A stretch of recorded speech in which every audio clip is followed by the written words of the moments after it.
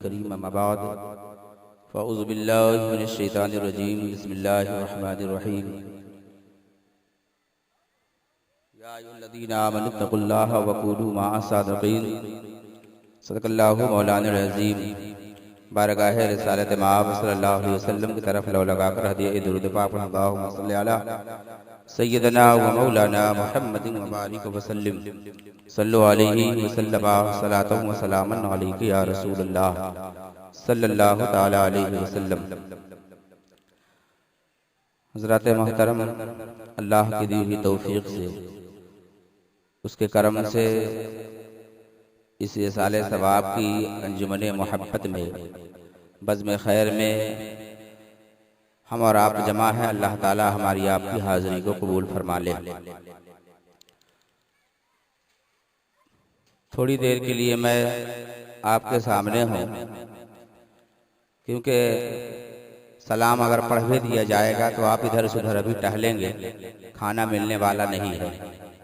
इसलिए जब तक खाना न मिले तो सवाब ही मिल जाए तो ये बेहतर काम होगा। और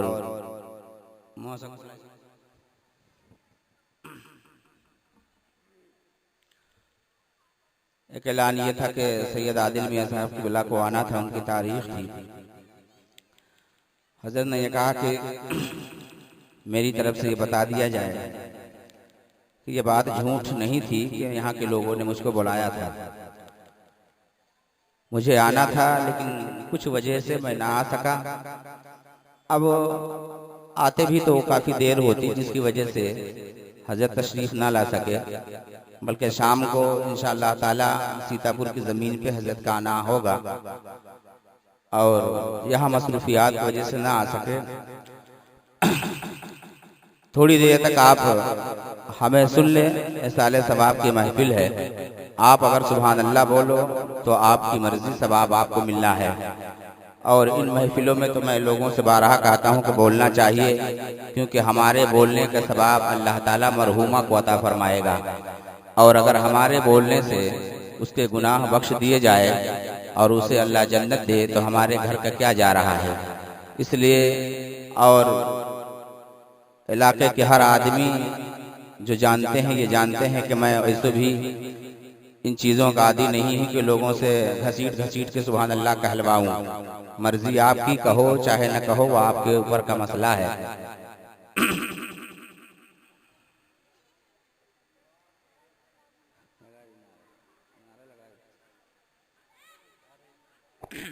नारे तकबीर, नारे रिसालत, मसलके आला हजरत, उलमाए अहले सुन्नत।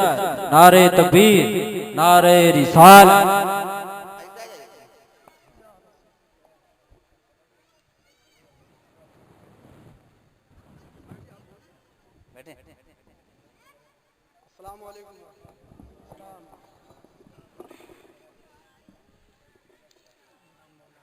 अगर अल्लाह ताला आप लोगों को तौफीक दिया करे ना तो खड़े हो जाया करिए। हम लोग इसीलिए पैदा हुए हैं कि आप लोगों को बताएं, क्योंकि अब ये मतलब नहीं है कि वो हमारे रिश्तेदार हैं और ऐसे ही चले आए हैं तो न खड़े होंगे। जब जुब्बा साफा में आते तो खड़े हो जाते। पता नहीं मुसलमानों का क्या नेचर हो गया है, सीधे साधे आदमी को कोई कद्र करने को तैयार नहीं है, चाहे वो पीर हो, फकीर हो, आलिम हो, उलमा हो। अल्लाह जाने क्या होगा इस कौम को। जानते हैं शेख सादी सिराजी अलैहिर्रहमा के ताल्लुक से ये बयान किया गया कि हजरत के एक सेठ के यहाँ दावत हुई तो हजरत तशरीफ ले गए और हजरत ऐसे ही सादे कुर्ते पैजामा में गए। उस वक्त के जैयद आलिम तो बहुत बड़े इमाम, जब हजरत गए तो दरवाजे पे जो गार्ड लगा था वो हजरत को अंदर नहीं जाने दिया। कहा आप वापस जाइए, खाना है लोगों का, दावत है, लेकिन बाद में आइएगा। कहा साहब मेरी दावत है, जाने दो। तो शेख सादी से कहता नहीं, आपकी दावत है, आप बाद में आना, पहले हजरत आएंगे, हजरत खा के जब चले जाएंगे तब आप लोग आना। अब हजरत कहा नहीं रहे कि मैं ही हूँ। हजरत कहते नहीं जाने दो, मेरी दावत है। कहा नहीं अभी आप जाइए। बजिद हो गया वो चौकीदार सिपाही, हजरत को वापस जाना पड़ा। हजरत घर गए, जुब्बा पहने, साफा हाथ में छड़ी, दो चार नारा लगाने वाले। बगैर पूछे दरवाजे से किनारे हजरत अंदर गए। जब दस्तरखान लगा तो हजरत ने जुब्बे की आस्तीन पकड़ी और यूं लगाई प्लेट में, कहा लो तुम खा लो, दावत तुम्हारी है मेरी थोड़ो है। इससे पहले भी तो मैं आया तो मुझे अंदर नहीं आने दिया। यही हाल हजरत इंसान का है। ये मेरा कौम का मुसलमान है, इसे जुब्बा साफा दिखे तो इस्तकबाल करेगा उलमा का, वरना बैठा है तो बैठा है। कौन आया कौन गया कोई मतलब नहीं है। मेरे भाई हम इसके लिए नहीं है, हम इसके लिए है कि अपने से बड़ों की ताजीम करें, चाहे वो जैसा चलाए, चाहे जिस हाल में चलाए, वो उसकी मर्जी है। हाँ, और इसके लिए नहीं। आप मुसलमान हैं तो अगर आपका आलिम आपसे कम उम्र का भी हो तब भी आप अदब करें। अगर लोग उम्र का अदब करने लगते तो फिर तो किसी अल्लाह वाले का कोई अदब न करता, किसी मुजद्दिद इमाम अकाबिर का अदब न करता। इसलिए कि भाई हर जमाने में कोई न कोई उससे उम्र का दराज आदमी होता है, कोई न कोई उससे ज्यादा बुजुर्ग आदमी होता है। तो अपनी उम्र लेके वो बैठा रहे, काहे को किसी का अदब करेगा। और मुसलमान उसका नाम है जो अदब में जिंदगी गुजार दे, बेअदब को कुछ मिलने वाला नहीं। और मैं तो अहले इल्म से भी कहूंगा, इल्म पहाड़ के बराबर हो जाए, अगर अदब नहीं है तो सारा इल्म बेकार है। थोड़ा सा अगर मिल जाए और इश्क़े नबी और बुजुर्गों की मोहब्बत और अदब शामिल है तो वही बंदा कामयाब है। है लोग जमाने में अपने आप में बेचारे लगे हैं कि हम बहुत बड़े पढ़े लिखे हैं, काहे को ऐसा करेंगे, काहे को ऐसा करेंगे। कोई पूछने वाला नहीं है, कोई मिलने वाला नहीं है। और ऐसा आदमी किस लायक के जो दीन का काम लोगों की खिदमत न कर सके। जानते हैं तो आप रसूल आज़म अलैहिस्सलाम के गुलाम हैं, आप इश्क की महफिल में बैठे हैं, आप इश्क की बात सुनने के लिए बैठे हैं। अल्लाह आपको दुनिया में पैदा किया है, चंद दिन आपको रहना है, चंद दिन के बाद आपको चले जाना है। आपको चाहिए कि इसके नबी में मज़हब इस्लाम में तरीके अच्छे तरीके से दाखिल होकर के इंसान जिंदगी गुजारे, उसी पर रहे, उसी पर मर जाए, तब तो इंसान कामयाब है। रसूल कौनैन की हदीस पाक है, कल बंदा जब जन्नत में जाएगा और जन्नत में रहने के बाद भी चाहिए न कि जन्नत में अल्लाह ने हर चीज को अता कर दिया है, अब क्या है तो उसके ऐश ऐश है, अब तो उसकी सब खुशी ही खुशी है। लेकिन अल्लाह के नबी फरमाते हैं लोग जन्नत में रहेंगे, जन्नत में रहने के बाद भी पछताएंगे। अब सवाल पैदा होता है आखिर क्यों पछताएंगे, अब तो जन्नत मिल गई है। आज बंदा नमाज पढ़ता है जन्नत के लिए, बंदा रोजा रखता है जन्नत के लिए, लोगों को पैसे देता है जन्नत के लिए, गरीबों की मदद करता है जन्नत के लिए, मस्जिदों में जाता है जन्नत के लिए, उलमा का अदब करता है जन्नत के लिए, माँ बाप की खिदमत करता है जन्नत के लिए, मिलाद में आए तो जन्नत के लिए, सारे काम तो मुसलमान जन्नत के लिए कर रहा है। अब जन्नत मिल गई तो पछताना क्या है। नबी फरमाते पछताएगा इसके लिए कि अगर काश मैंने अपनी जिंदगी के 2-4 लम्हे गायब किए थे तो हम जन्नत के इस हिस्से में है, अगर उसमें भी नेकी कर लेते तो जन्नत के और ऊंचे मकाम में अल्लाह मुझे अता पछताएगा। आज तो लगता है कुछ सुभान अल्लाह कहेंगे यार, हमारे फलाने साहब तो हैं, ढकाने साहब तो हैं, आज तक ये नहीं समझ पाया कि दीन की बात तो हर बंदा ही करने वाला है। ये अलग सी बात है कि अपने अपने लोगों के अंदाज हैं। हमें तो ये होना चाहिए कि हम लोगों की मोहब्बत से सुन लें, क्योंकि अल्लाह रसूल की बात कर रहा है। लेकिन ऐसा नहीं है, ये तो सियासत का और तासुब का जमाना है। बहरहाल मैं ये कह रहा था कि इश्क़े नबी इंसान के दिल में होना चाहिए, वो बंदा यहाँ भी कामयाब रहेगा, मरने के बाद भी कामयाब रहेगा। और इस बात पे किसी का कोई इख्तलाफ नहीं है कि आदमी को मरना नहीं है। दुनिया में चाहे जिस मजहब का, चाहे जिस फिरके का आदमी हो, हर बंदा इस बात को सर झुका के तस्लीम करता है कि मौत आनी है और मरना है। अब जब मरना है तो उसकी भी कुछ तैयारी होनी चाहिए। आज ये लगता है कि हमने किसी को 2-4 बात कह लिया तो हमने जंग जीत ली, हमने किसी को सता दिया तो हमने जंग जीत लिया। ये सारे मामला तेरे यहां से लेकर कयामत तक जाएंगे, फिर तो वहां कोई 2-4 मिलके बचाने वाले भी नहीं होंगे कि अब तो फरिश्ते मार रहे हैं तो कोई उनके डंडों को पकड़ ले। मरना तो है ही है और इसमें कोई इख्तलाफ नहीं है। लेकिन हमें ये लगता है कि क्या मतलब, बाजा तो मुसलमान कहता है, ये मौलाना लोग जितनी बात तकरीर में करते हैं सही है क्या? मुझे तो लगता है कि हड़काने की बात करते हैं। सोचिए, मुसलमान उसका अकीदा यह है कि कयामत आएगी कयामत में सजा होगी और अल्लाह जिसे चाहेगा जन्नत देगा, दोजख देगा। ये मुसलमान कहता है कि मौलाना लोग खाली हड़काने के लिए कहते हैं। अब जिस आदमी का ये ख्याल हो, जब तक मुसलमान इस बात को तस्लीम करे और इस बात को माने वो कि कयामत के दिन आना है, उस पर मेरा ईमान और अकीदा है, तब वो मुसलमान है। अगर इसका इनकार करता है तो शरीयत के रोशनी में वो मुसलमान नहीं हो सकता है। लेकिन आज की हालत की वजह से मेरे कौम के हालात ये है। मौलाना साहब ने एक बार कहा था कि मेरे इलाके में लोग बाशरा तो बहुत है, दाढ़ियां तो लोगों ने बढ़ा ली है, दाढ़ियां तो लोगों ने रख ली है, लेकिन दाढ़ियों के पीछे जो अमल होना चाहिए वो लोगों में अमल नहीं दिख रहा है।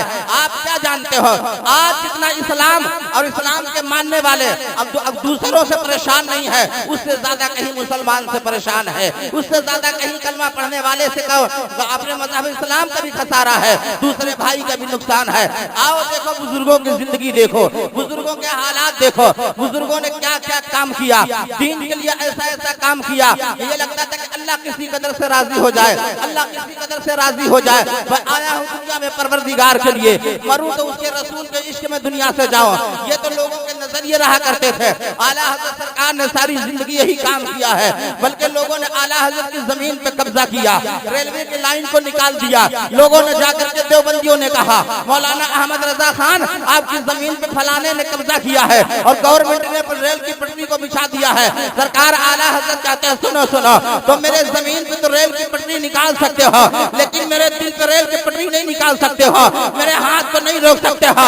तुम ये चाहते हो कि अहमद रजा की जमीन पे कब्जा करेंगे, उसकी दौलत पे कब्जा करेंगे, उसकी सल्तनत पे कब्जा करेंगे, उसके मकानों बिल्डिंग पे कब्जा करेंगे, तब अहमद रजा दुश्मनों की दुश्मनी का, गुस्ताखों की गुस्ताखी का किताब में लिखना बंद कर देगा। बल्कि आला हजरत ने कहा जमीन ले लो लेना है तो, लेकिन मैं ये कहूँगा कि वहाँ भी गुस्ताखे रसूल जहन्नमी है, मैं इसे अपने कलम को नहीं रोक सकता हूँ। आला हजरत ने कहा सुनो सुनो, तू चाहे मेरी पूरी प्रॉपर्टी लौट लो, लेकिन मैं वही बताऊंगा जो दूध है उसे दूध कहूंगा, जो पानी है उसे पानी कहूंगा। इसलिए कि आला हजरत ने कहा सुनो, जन्नत मिलेगी मुस्तफा के सदके, जन्नत मिलेगी उनके कर्म से, तभी तो आला हजरत ने अकीदा दिया तुझे जाना तुझे माना न रखा गैर से काम, लिल्लाहिल हम्द, मैं दुनिया से मुसलमान।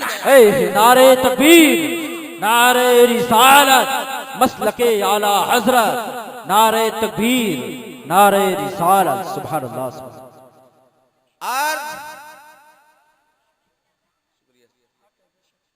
चंद दिन की हमारी जिंदगी है, आज बड़ा इख्तिलाफ का जमाना है। सुन्नी मुसलमान कहता कि समझ में नहीं आता कि अशरफ अली थानवी सच्चा था कि आला हजरत सतवार माज़ल्ला, उसे ये नहीं समझ में आता, जबकि जानते हैं आला हजरत ने सारी जिंदगी यही बताया, आला हजरत के शहजादों ने बताया, आला हजरत के पोते ने बताया, आला हजरत के जानशीनों ने बताया। आज हमारे उलमा भी यही कहते हैं कि हक यही है, हक यही है कि इश्क़ नबी में जिंदगी गुजर जाए।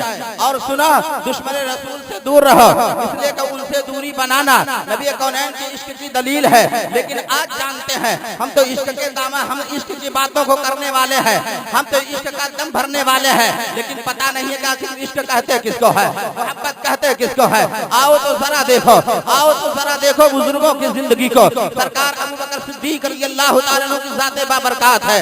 बादल अंबिया दुनिया में अगर कोई इंसान सबसे ज्यादा मर्तबे वाला है, उसी जात का नाम हजरत अबू बकर सिद्दीक है, उसी जात का नाम सिद्दीक अकबर है। अंबिया के बाद उनसे बेहतर पूरी कायनात में कोई नहीं है, लेकिन अपने घर का काम खुद किया करते थे, लोगों के करीब जाकर के उनकी बातों को पूछा करते थे, लोगों के दुखों दर्द पर मरहम लगाया करते थे। उनसे बड़ा जबकि कायनात में बादल अंबिया कोई इंसान नहीं हो सकता है। उनके बाद कोई जात अगर है तो सरकार फारूक आजम की है, लेकिन सरकार फारूक आजम रज़ियल्लाहु ताला अन्हु का दौरा है। दिन भर हुकूमत के काम को अंजाम दिया करते थे, रात की तारीकियों में गलियों में टहला करते थे। एक बार आपने देखा है, एक बार आपने देखा है कि एक मकान से आवाज आ रही है, वो खातून कहती है अमीरुल मोमिनीन है, एक खादिम आपके साथ में है, वो औरत कह रही है, एक औरत कह रही है कि सो जाओ, क़यामत के दिन हम उमर का दामन थामेंगे। सरकार फारूक आजम रज़ी अल्लाह ताला अन्हु ने खादिम से कहा जाओ पूछो आखिर इसके घर के हालात क्या है, रोने की वजह क्या है, वो बताने को तैयार नहीं है। सरकार फारूक आजम खुद ही तशरीफ ले जाते हैं, आखिर क्या हुआ, कहा देखो हमारे बच्चे कई दिन से भूखे हैं, अल्लाह ने उमर को 22 लाख मुरब्बा मील की हुकूमत दी है, उसकी सल्तनत में मैं भी रहते हो। कभी उमर पूछा नहीं कि तेरा बेटा भूखा है, तेरी बेटी भूखी है, तू भूखा है, तेरे खानदान के बच्चे भूखा है, लेकिन कभी पूछने नहीं आया। हम तो उमर का दामन थामेंगे, क़यामत में उमर का दामन पकड़ कर रब के हुजूर शिकायत करेंगे।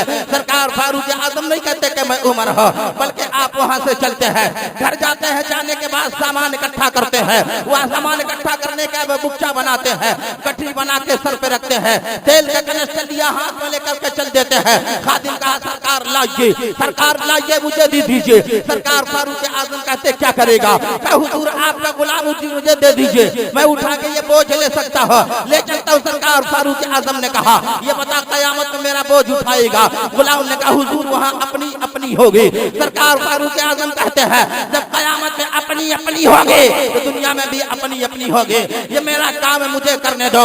आप सर पे रखे हुए चले जा रहे हैं। सोचो 22 लाख मुरब्बा मील पे हुकूमत करने वाला बंदा है, जिसके लिए उलमा कहते हैं मिस्र गांधी ने यूं कहा था मुसलमानों का अगर एक उम्र और बन जाता पूरी कायनात में मुसलमानों की हुकूमत कायम हो जाती। सुभान अल्लाह। वो सरकार फारूक आजम आज तो अगर 2-4 सिक्के अल्लाह ने दिया है, उससे ज्यादा कोई बड़ा बादशाह नहीं है। अल्लाह ने अगर उसे कुछ दौलत दी है, उससे ज्यादा कोई मकरूर नहीं है। अगर थोड़ी सी जमीन मिल गई है तो कई वो दौलत पे नाज कर रहा है, कोई जमीन पे मकरूर बना मकरूर का है, कोई हाल ये कि अपने इल्म पे नाज कर रहा है। मुझसे ज्यादा कोई आलिम नहीं हो सकता है। चंद लोगों को लगा है अगर हफ्ते हफ्ते 4 दिन मस्जिद के दरवाजे में गए हैं, अल्लाह ने तौफीक दी है, नमाज फजर और मगरिब पाबंदी से पढ़ी है, इमाम को कहना शुरू कर देता है मौलवी साहब टाइम से नहीं आया करते हैं, टाइम से नहीं आया करते हैं। आज 60 साल के बाद तो मस्जिद के दरवाजे में आया है, तुझे मौलवी साहब का टाइम दिखता है, 60 साल से पहले क्या कर रहा था, तुझे मस्जिद का दरवाजा न दिखा था, खुदा की बारगाह में सर झुकाना न दिखा था। तरह तरह के ये लोग कीना निकालने वाले हैं। आओ मेरे यारों, मेरे कौम के लोगों सुनो सुनो, वो आदमी जो 22 लाख मुरब्बा फीट पे हुकूमत करने वाला बंदा है, 22 लाख मुरब्बा मील पे हुकूमत करने वाला है, वो लेके चला है, उसके घर पहुंचा है। सरकार फारूक आजम जाते हैं, जाने के बाद सब्जी निकालते हैं। जब सब्जी निकाला आपने, काटना आप चालू करते हैं और उसके बाद सब्जी पका रही है, आप आटे में पानी डाल के गूंदना चालू करते हैं। जब वो रोटी चूल्हे में डाल के भट्टी में डाल के सरकार फारूक आजम उसके ऊपर चौकी पर रख के बेलाई चालू किए हैं। आओ तो देखो, आओ तो देखो, मुसलमानों को अमीर एक औरत के साथ रोटी पका रहा है। जब बच्चों ने खा लिया है, बच्चों ने खा लिया है, आप जानवर की तरह अपने हाथ को जमीन पर टेका है, घुटने के बाद घसीट के चलते हैं। उन बच्चों से कहते देखो मैं कैसा लग रहा हूँ, बच्चे खाए पेट भर गया है। आप जब बकरी की तरह जानवर की तरफ 4 पैर में चल रहे हैं, कभी बच्चा इधर सवार होता, कभी उधर बैठता, देखकर उस खातून के बच्चे मुस्कुराए ना गोया वो बच्चे कह रहे थे उमर बस तो करो, जितना रोया उससे ज्यादा हंसा के छोड़ेगा। जब बच्चों ने खिलखिला दिया, फारूक आजम रज़ियल्लाहु ताला अन्हु ने सरकार फारूक आजम उस औरत से कहा, उस खातून से कहा उमर को माफ कर दो, उमर को माफ कर दो। उमर अकेला आदमी है, लंबी सल्तनत का बादशाह है। कभी मुल्क शाम से लोग आते हैं, कभी मिस्र से लोग आते हैं, कभी कैसरो किसरा से लोग आते हैं। हुकूमत का लंबा काम है, तेरा ख्याल न कर सका होगा, उमर को माफ कर दो। उस औरत ने कहा सुनो सुनो, तुम कौन होते उमर को माफ कराने वाले? तुम तो मेरे मोहसिन नेक आदमी हो, उमर को माफ करने वाले नहीं है। क़यामत में उमर का दामन थामेंगे, क़यामत में उमर का दामन पकड़ेंगे। सरकार फारूक आजम नहीं कहते हैं मैं उमर हूँ माफ कर दो, नाम सुन के शैतान भागा करता था, नाम सुन के शैतान भागा करता था, लेकिन फारूक आजम नहीं कहते हैं मैं उमर हूँ, बल्कि कहते माफ कर दो, माफ कर दो, बेचारा गरीब है उमर, अकेला आदमी, इतनी लंबी सल्तनत का मालिक है, तेरा ख्याल न कर पाया होगा, तो इस पर तवज्जो न दे पाया होगा। उस औरत ने कहा आप तेरे मोहसिन है, आप उमर की माफी क्यों चाहते हैं, आप उमर को माफ कराना क्यों चाहते हैं? वो औरत कहती उमर का दामन थामेंगे, उमर का दामन क़यामत पे पकड़ेंगे। सरकार फारूक आजम गर्दन झुकाए, बार बार उससे कहते रहे, लेकिन जब वो न मानी ना, फारूक आजम कहते हैं वही आदमी उमर है जो तेरे सामने गर्दन झुका के खड़ा है, माफ कर दो, अमीरुल मोमिनीन आप है, आंसू बह रहे हैं।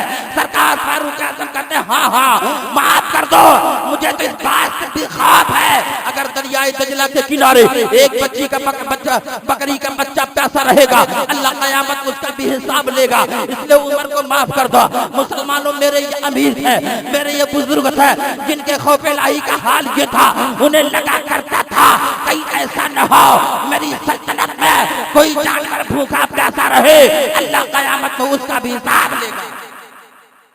आज हम गुलाम हैं, आज हम उनके गुलाम हैं, लेकिन जानते हैं हमें तौफीक नहीं होती, हमें तौफीक नहीं होती कि इसके नबी की कुछ बातें तो लेकर के चले, मोहब्बत से जिंदगी गुजारे।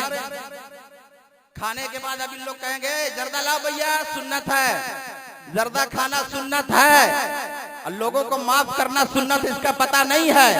जर्दा वाली सुन्नत मुसलमान अमल करेगा, गरीबों को गले से लगाना सुन्नत है, इस पर कौन अमल करेगा?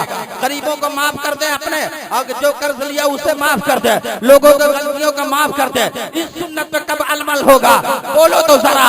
आज दूसरों के लिए फतवे बताने वालों, दूसरों के लिए अमल के सबक देने वालों, आओ देखो जरा तुम कब उस लाइन पे आओगे? अल्लाह तौफीक दे, अल्लाह तौफीक दे कि जितना कहता हूं उससे ज्यादा अमल की तौफीक दे दे। यही तुझसे मांगा करता हो। बंदा अपने दम पे कुछ पाने वाला नहीं है, जो जिसे रब चाहता है उसे अता करता है। वरना सुनो सुनो, दौलत के घमंड में रहने वालों, औलादों के घमंड में रहने वालों, अपने तकवे तहारत पे नाज करने वालों, जानते नहीं हो इब्लीस से ज्यादा किसी ने सजदा नहीं किया है।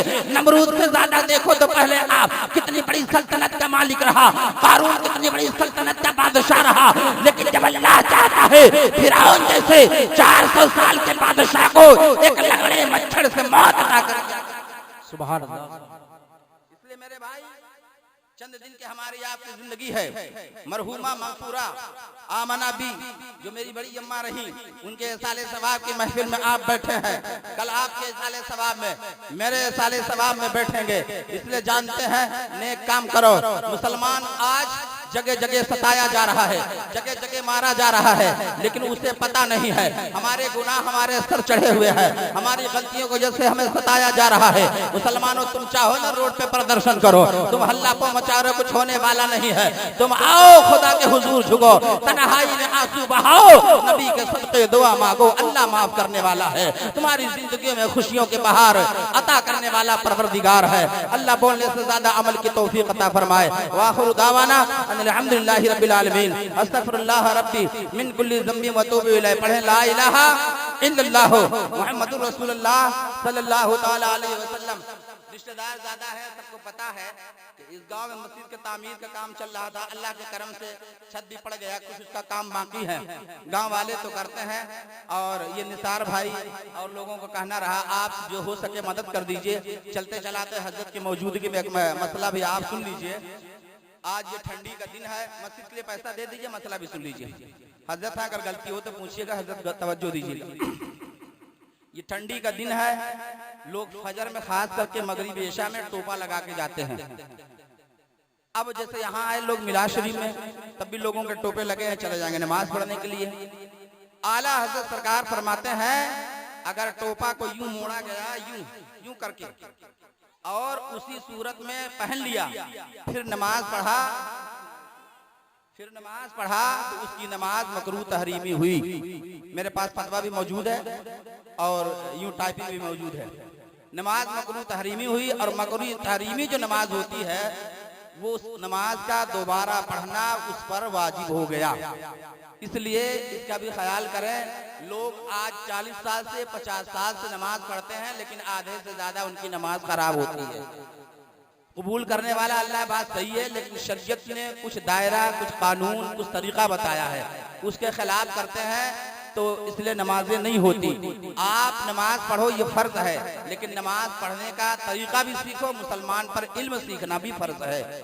इंशाअल्लाह इसका ख्याल करेंगे, या तो टोपा सीधा करेंगे या तो उतार के टोपी पे नमाज पढ़ेंगे। अगर मोड़े तो नमाज पढ़ने का कोई मसला हल होने वाला नहीं, क्योंकि नमाज मकरूह तहरीमी हुई और ऐसी नमाज का दोबारा पढ़ना वाजिब है। सलातो सलाम पढ़ना। चंदा तो दे दीजिए, जो लोग नहीं दिए हैं आ जाए।